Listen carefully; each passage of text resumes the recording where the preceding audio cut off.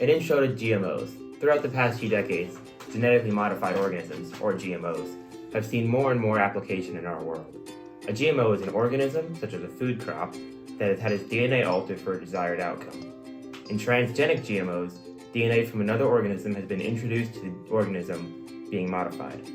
There are many reasons that GMOs are created, especially when it comes to food. Crops can be made to grow bigger, faster, and increase in yield, so as to increase food production and supply. This sort of modification has been done for thousands of years through selective breeding, as can clearly be seen by comparing modern corn to corn that first grew in the Americas. Genetic modification can also be used to give foods better nutritional value, such as with golden rice, where a gene is introduced that allows for vitamin A production in humans when consumed. This sort of alteration is incredibly important in regions of the world that rely heavily on one source of food.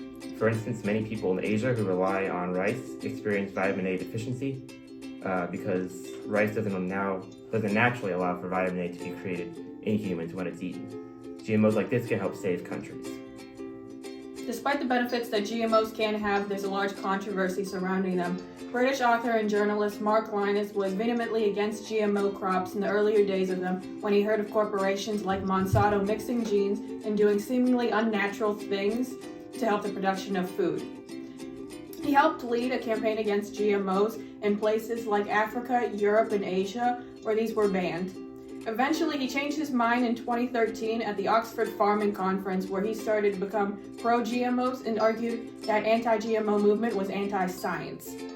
All of his writings against GMOs have been based on nothing but myth, and once he began to do the research, Mark Linus began to switch sides, realizing that every negative thought he had about GMOs was false, and just the opposite was true. GMO crops didn't increase the use of harmful chemicals, they actually decreased the need for them. GMOs weren't just a way for big corporations to peddle profit, they were actually helping and saving farmers billions of dollars. Even though the science has been saying for decades that GMOs are safe and effective, that message has not taken with the entire population.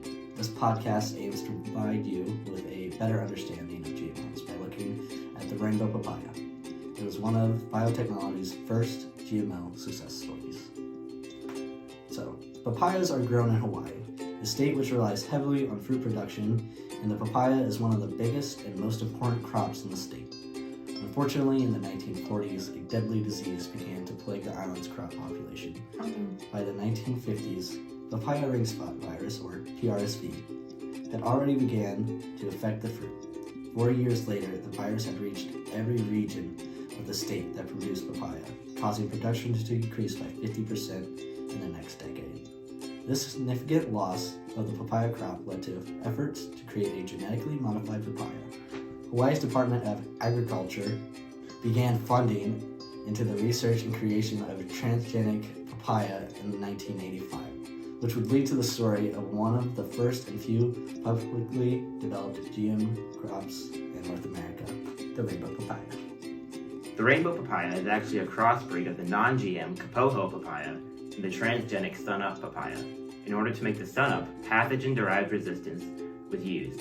Pathogen-derived resistance is the process where the host organism is gaining resistance to a pathogen through the pathogen's own genome.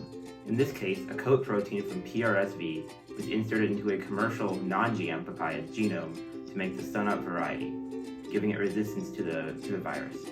The rainbow papaya was then made by crossing the sun-up papaya with the unmodified Kapoho papaya in order to replace the Kapoho, which was the dominant variety in Hawaii.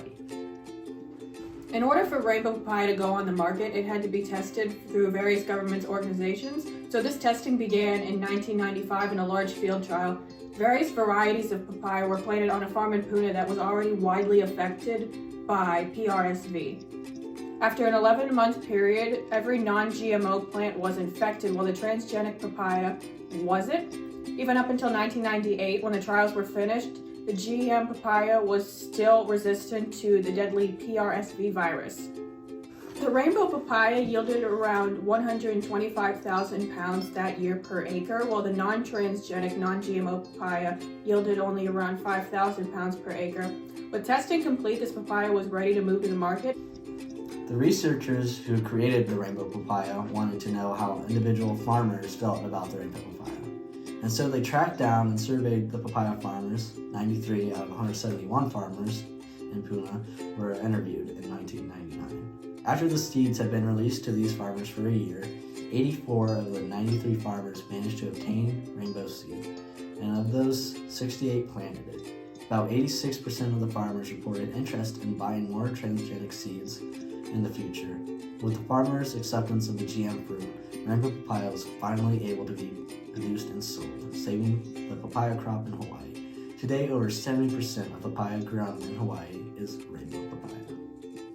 One study conducted by Savani Chapathi and his team compared the nutritional composition of rainbow papaya and non-GMO papaya. The fruits were tested at different stages of growth and ripeness for 36 different nutrients, and they found that overall there was no significant difference in the nutritional contents of rainbow papaya versus non-GMO papaya. New allergens are also a potential negative outcome of GMOs. However, the Journal of Agricultural and Food Chemistry published a study that looked at the allergenicity of the coat protein that was added from PRSV to the papaya.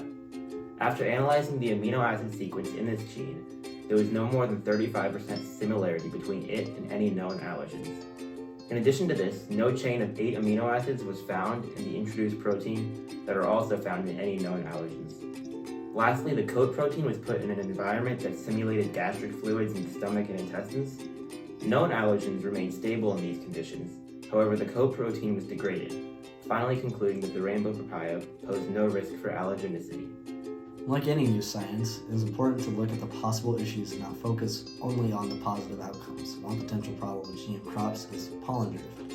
Transgenic crops are often planted near non-transgenic ones, and this leads to fear that through cross-pollination, non-GM crops will receive GM genes through this pollen. In Hawaii, pollen drift between rainbow papaya and kapoho papaya plants were studied, and researchers found no significant case of pollen drift. In Hawaii, hermaphrodite trees are often used, meaning that they pollinate themselves, and this is the likely reason for the lack of pollen drift with rainbow papaya trees. Economic effects of GMOs have also been studied. Normally, the price of a seed for a GMO plant is higher than that of a non-GM plant, which often leads to the concern that farmers won't be able to afford or be able to plant the modified plants. However, though, in Hawaii, surveys were conducted after the release of rainbow papaya, and they found that there was no significant cost difference. Alright, well, finally, it is our hope the story of the rainbow papaya will help the public see that GMOs are an incredible solution to many of the problems faced in food production today. Yes. Especially with new crops. Yeah. Totally. And just like the GMO Aqua Advantage salmon. Exactly, yeah. It can be used for animals as well. Yeah.